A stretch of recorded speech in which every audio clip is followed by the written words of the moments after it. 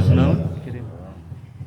Ikhwan rahimakumullah, pada malam yang mulia ini kita berkumpul dalam rangka kita mengirimkan doa buat almarhumah yang telah mendahului kita.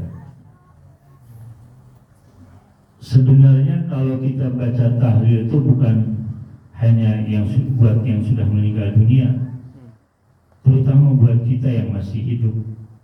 Yang almarhumah mungkin yang sudah mendahului kita meninggal dalam keadaan insyaallah husnul khatimah. Amin ya Allah. Allah. Iman dan Islam. Amin ya Allah. Terutama buat kita yang hatinya kita jauh dengan Allah dan Rasulnya. Sudah banyak apa? Hati-hati kita yang mati jauh dengan Allah dan Rasulnya.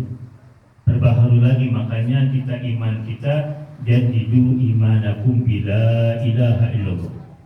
Terbaharulah iman kita dengan memperbanyak membaca la ilaha illallah kita kepada Allah Subhanahu wa taala. Kita yang masih hidup yang lebih membutuhkan lagi. Kalau yang mendahului kita meninggal dunia, insyaallah dalam keadaan husnul khatimah, kita meninggal Allah alam kita tidak tahu dalam keadaan bagaimana.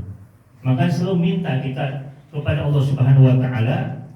Makanya selalu kita doa kita apa? Ya Allah biha, ya Allah biha, ya Allah bi husnil khatimah. Selalu kita minta kepada Allah Subhanahu wa taala meninggal dalam keadaan husnul khatimah. Amin. Kabul ya Allah. Dan juga pada kesempatan kali ini saya akan menyampaikan satu hadis Nabi besar Muhammad sallallahu alaihi wasallam yang berkenaan dengan acara ini.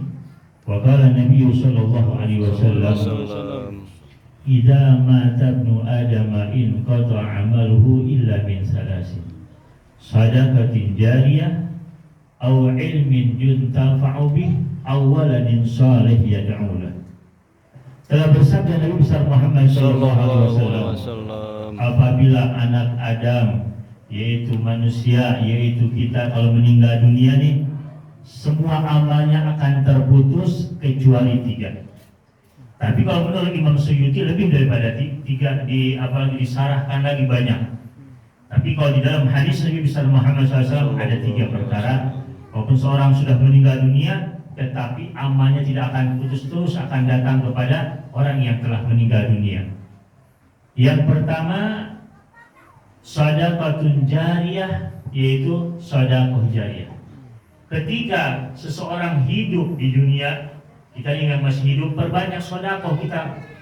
Dengan mau sedikit, mau banyak, mau 1.000, 50.000, atau dengan tenaga kita, dengan harta kita, dengan uang kita, keluarkan. Biasakan kita sedekah. Jangan kehidupan kita menumpuk-numpuk harta, tapi apa? Tidak mengeluarkan buat kebaikan. Pelit kita. Tidak mengeluarkan buat apa? Buat membantu kaum muslimin, buat masjid, majelis ta'lim, pondok pesantren, atau hal-hal yang berhubungan untuk kebaikan ibadah kepada Allah Subhanahu wa taala. Keluarkan semuanya. Kalau kita ingin dihindarkan daripada apa? Bala, bencana, penyakit, perbanyak sedekah kita. Kalau kita kadang-kadang seorang kan kalau lagi sakit, kalau buat dokter dikeluarin harta miliaran semuanya. Padahal apa? Dengan kita perbanyak sedekah, dawu mardakum bis sadaqah. Apa? Berobatlah kalian yang mengeluarkan sedekah. Kalau kita sedekah bagi orang yang sakit, minta doa kepada mereka, kasih kepada siapa? Anak-anak yatim, jompo yang membutuhkan bantuan, kasih kepada mereka bantuan, minta doa dari mereka, mustajabud doa. Allah akan apa? Allah akan angkat penyakit kita. Kalau kita kan yakinnya, keyakinan kita kepada dokter, bukan kepada Allah, bukan kepada Nabi besar Muhammad sallallahu alaihi wasallam. Jauh keyakinan kita kepada Allah Subhanahu wa taala.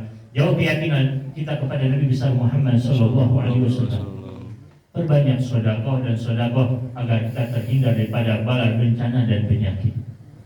Yang kedua, au ilmin yuntafa'u bih.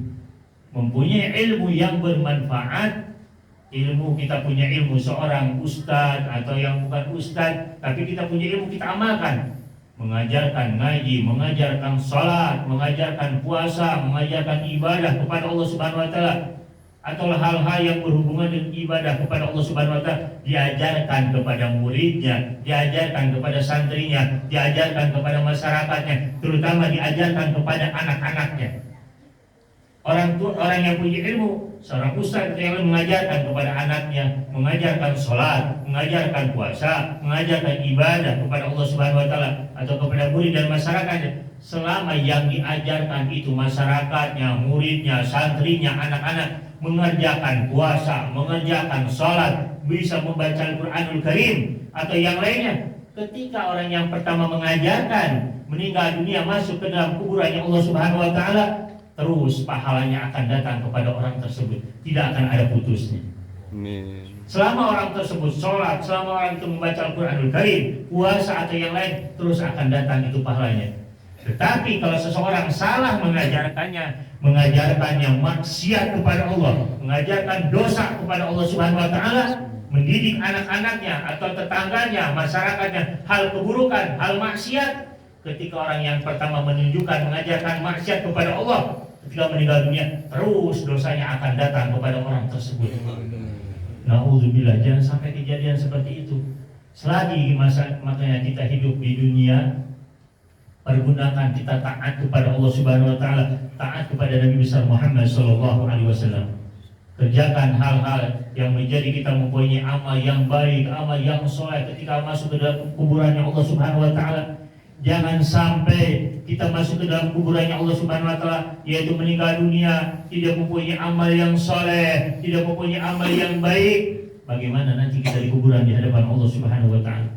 Masuk ke dalam kuburannya Allah Subhanahu Wa Taala, tidak mempunyai amal soleh, amal baik, akhirnya bagaimana? Yang datang ketika masuk ke dalam kuburan dalam keadaan gelap gulita, tidak ada yang menemaninya, yang ada siksaan demi siksaan dari Allah Subhanahu Wa Taala kepada kita. Tetapi kalau kita mempunyai amal yang soleh, amal yang baik, masuk ke dalam kuburan Allah Subhanahu Wa Taala dalam keadaan terang benderang, ada yang menemaninya, terus rahmat Allah Subhanahu Wa Taala akan datang, berbagi doa dari anaknya, dari keluarganya. Itu keberuntungan kalau sudah masuk ke dalam kuburannya Allah Subhanahu Wa Taala. Di dalam keterangan dikatakan tidak ada pemandangan yang paling menakutkan, tidak ada pemandangan yang paling mengkhawatirkan kecuali kuburannya Allah Subhanahu Wa Taala. Jangan sampai seseorang sedang banyak maksiat kepada Allah, sedang banyak dosa kepada Allah Subhanahu Wa Taala, belum sempat bertobat, belum sempat menangis, belum sempat istighfar kepada Allah Subhanahu Wa Taala, sudah dicabut nyawanya oleh Allah Subhanahu Wa Taala. Akan bagaimana pertanggungjawaban kita di hadapan Allah Subhanahu Wa Taala nanti? Yang kita kerjakan di dunia, yang baik, yang buruk, semuanya akan diminta pertanggungjawaban di hadapan Allah Subhanahu Wa Taala. Jangan merasa kita suci, jadi orang tidak punya dosa di hadapan Allah Subhanahu Wa Taala. Kita banyak dosa, perbanyak istighfar kepada Allah, perbanyak menangis, bertaubat kembali kita kepada Allah Subhanahu Wa Taala atas segala dosa yang pernah kita perbuat. Jangan sampai kita menjadi orang-orang yang rugi di hadapan Allah Subhanahu Wa Taala. Makanya di dalam hadis dikatakan apa? Ajilu bil taubat qabla maut wa ajilu bis shalah qabla maut. Bersegera kalian bertobat kepada Allah Subhanahu Wa Taala sebelum datang kematian, dan kerjakan sholat, segera mengerjakan sholat sebelum habis daripada waktunya. Jangan sampai seorang belum sempat bertobat kepada Allah Subhanahu Wa Taala sudah dicabut nyawanya oleh Allah Subhanahu Wa Taala. Mudah-mudahan kita termasuk orang-orang yang selalu cinta kepada Allah, cinta kepada Nabi besar Muhammad Sallallahu Alaihi Wasallam. Yang ketiga kata Rasulullah, kalau seorang sudah meninggal dunia akan terus pahalanya datang kepada orang tersebut siapa? Awaladin saleh yad'ulah, mempunyai anak yang saleh yang selalu mendoakan kepada orang tuanya. Kita bagaimana, selalu suka mendoakan tidak kepada orang tua kita yang sudah meninggal dunia maupun yang masih ada? Di antaranya yang mewariskan kefakiran di dalam kehidupan kita, susah dalam pekerjaan, susah di dalam rezeki kita. Kenapa? Karena kita tidak pernah mendoakan kepada kedua orang tua kita. Yurisul pagar akan mewariskan kefakiran kepada kita. Tidak pernah kita membahagiakan orang tua kita, mendoakan orang tua kita, yang ada sering menyakiti hati kedua orang tua kita. Kalau kita ingin sukses dunia akhirat, bahagiakan hati kedua orang tua kita. Terus kalau orang tua kita sudah meninggal dunia, bagaimana? Kirimkan doa yang banyak, datangi kuburannya, ziarahi, terus kirimkan setiap kita berbuat kebaikan, sedekah atau yang lainnya. Ketika sedekah, ya Allah saya niat sedekah saya buat orang tua saya, terus pahalanya akan oleh kepada orang tua kita. dan pahala buat kitanya tidak akan berkurang. Jangan takut, jangan khawatir. Dan tidak mungkin seseorang akan mempunyai anak yang soleh, yang soleha kalau anaknya tidak pernah dididik tentang agamanya Allah Subhanahu wa Ta'ala. Kita punya anak, tanggung jawab dunia akhirat kita, terutama tentang apa? Bukan hanya makannya, pakaiannya, apa masalah dunia yang lainnya, tapi pelajaran agama lebih dari segala-galanya. Ajarkan, didik, perintahkan sholat kepada Allah Subhanahu wa Ta'ala, puasa di bulan Ramadan, ibadah kepada Allah Subhanahu wa Ta'ala. Kita wajib sebagai orang tuanya, bukan orang anak-anaknya maksiat dibiarkan, kena narkoba dibiarkan. Hati-hati, kita nanti di akhirat akan diminta pertanggungjawaban di hadapan Allah Subhanahu wa Ta'ala. Anak itu amanah dari Allah Subhanahu wa Ta'ala.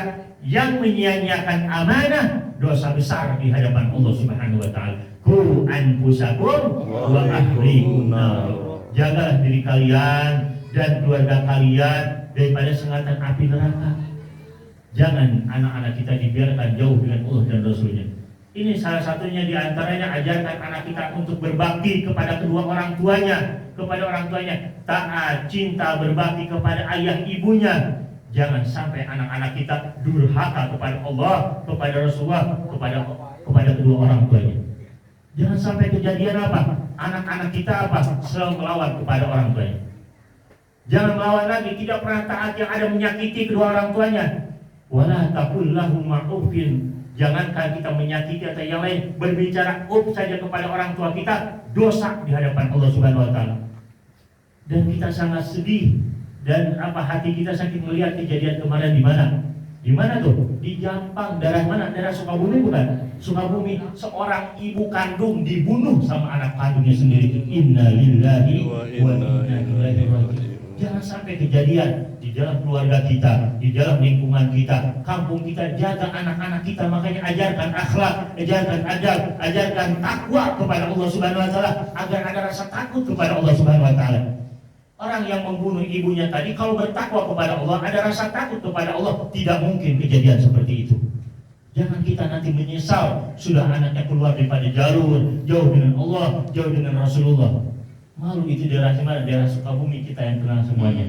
Kejadian seperti inna lillahi wa inna ilaihi raji'un. Seorang ibu kandungnya harusnya dibahagiakan, harusnya dihormati, dimuliakan, yang ada dibunuh sama anaknya sendiri. Mudah-mudahan anak-anak kita selalu kita diberikan taufik dan hidayah oleh Allah Subhanahu wa Ta'ala. Kita minta kepada Allah Subhanahu wa Ta'ala dengan keberkahan ini majlis, dengan kita berkumpul pada malam yang mulia ini, mudah-mudahan semua dosa-dosa kita diampuni oleh Allah Subhanahu wa Ta'ala. Mudah-mudahan semua hajat kita, permintaan kita, doa kita dikabulkan oleh Allah Subhanahu wa Ta'ala.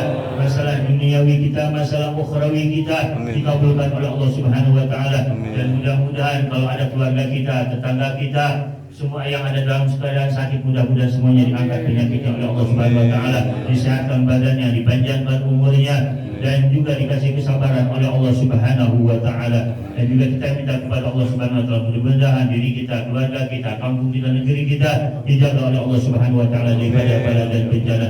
Wabil khusus kita minta kepada Allah Subhanahu wa Ta'ala dengan keberkahan ini majlis, dengan keagungan daripada Nabi besar Muhammad sallallahu alaihi wasallam, mudah-mudahan anak-anak kita, keturunan kita dijadikan anak-anak yang saleh, yang selalu cinta kepada Allah, cinta kepada Rasulullah, selalu berbakti kepada kedua orang tuanya, dan menjadi penerus perjuangan Nabi besar Muhammad sallallahu alaihi wasallam. Allahumma ighfir lana wa lil muslimin wa 'afina wal muslimin wa sallimna wal muslimin wa ansurna wal muslimin wa ihfadna wal muslimin wa ansurna wal muslimin wa ansurna khususan ikhwanina fi Palestin.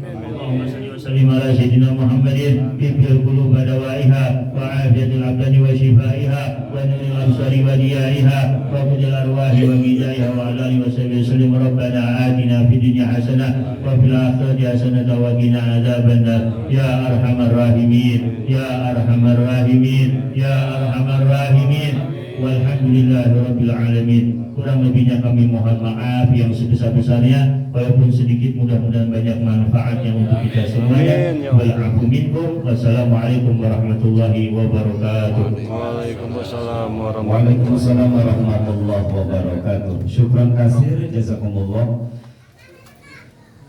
siraman rohani singkat, padat, dipahami oleh kita semua. Tinggal kita berintrospeksi diri kita masing-masing. Apa yang disampaikan tadi tidak banyak, hanya 3 pesan dari Allah, pesan dari Rasulullah Muhammad SAW. Yang pertama, bersedekah atau sedekah jariyah.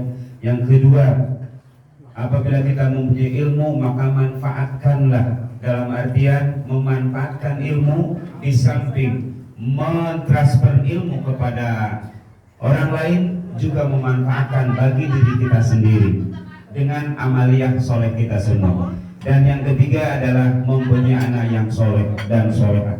Semoga yang disampaikan tadi menjadi renungan buat kita semua, Amin. bahan introspeksi untuk diri kita semua. Mari kita perbaiki ibadah kita kepada Allah Subhanahu wa taala. Amin. Ya Allah ya Rabbal alamin. Terima kasih hadirin, syukran kasir, jazakumullah. Kita akhiri dengan pembacaan kalimat hamdalah bersama-sama. Alhamdulillahirabbil alamin. Terima kasih atas perhatiannya. Mohon maaf atas segala kekurangannya. Billahi taufik wal hidayah. Assalamualaikum warahmatullahi wabarakatuh.